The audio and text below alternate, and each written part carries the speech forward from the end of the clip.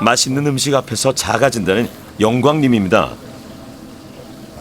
뜨거운 불 앞에서 진을 빼고 나면 허기가 몰려오지만 식사하기가 무섭습니다.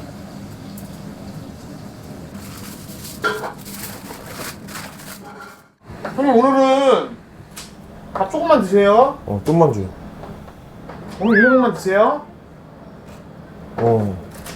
이게 평소 드시는 대로 드시는 거예요? 그 정도가? 네. 자 오늘 조금 덜 드린 거예요. 저게요? 예.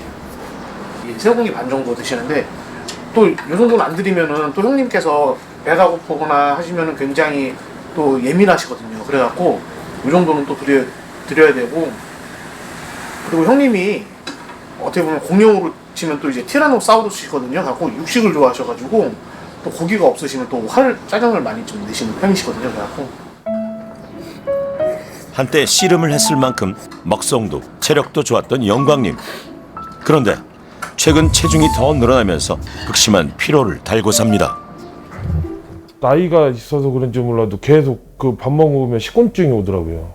밥을 먹고 나면은 많이 잠이 와요. 그래갖고 1시간에서 1시간 반 정도는 자야 되는 게 있거든요. 아니면은 앉아서 졸던가요. 이렇게요.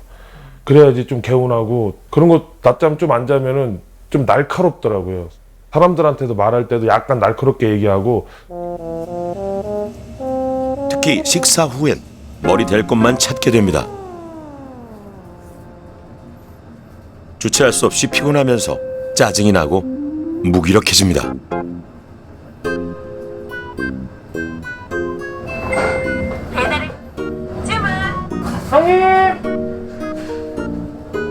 식곤증 때문에 일에 집중하기 어려워서 점심을 아예 굶은 적도 있답니다. 아니 걸어가시지 왜 운동을 덜 아픈데. 항상 운동을 좀 왔어.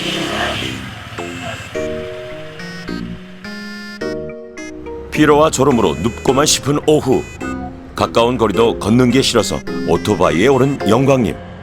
다시 왕년의 활기를 되찾고 싶은데 방법을 모르겠습니다.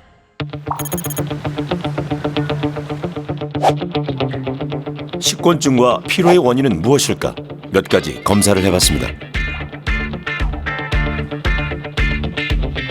실제로 검사하신 거를 보면은 너무 위험하다라고 보여지는 수치들이 너무 많습니다. 혈당은 공복 혈당이 112밖에 안 나왔거든요. 네. 사실 이 정도 혈당이면은 그냥 일반적으로는 조금 높네 이렇게 생각하거든요. 뭐 혈압이나 콜레스테롤 이런 것들도 하나하나를 보면은 그냥 조금 높네 이렇게 접근을 할 수 있지만 이거를 하나로 묶어서 보면은 네. 지금은 건강적으로 봐서 굉장히 위기입니다. 그러니까 특히 심혈관 질환의 위험도가 굉장히 높으세요.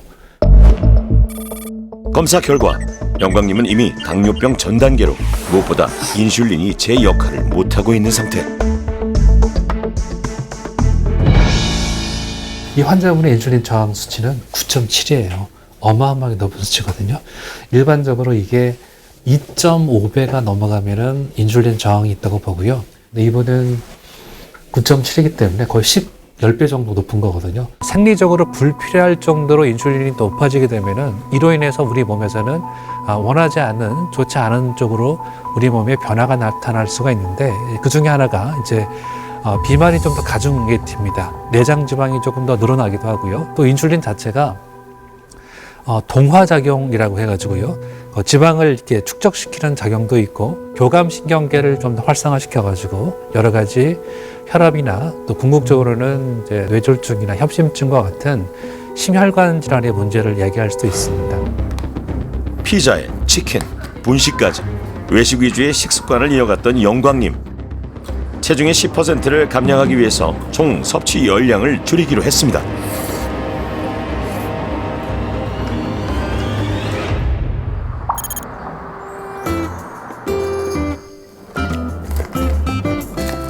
아침 풍경이 달라졌습니다.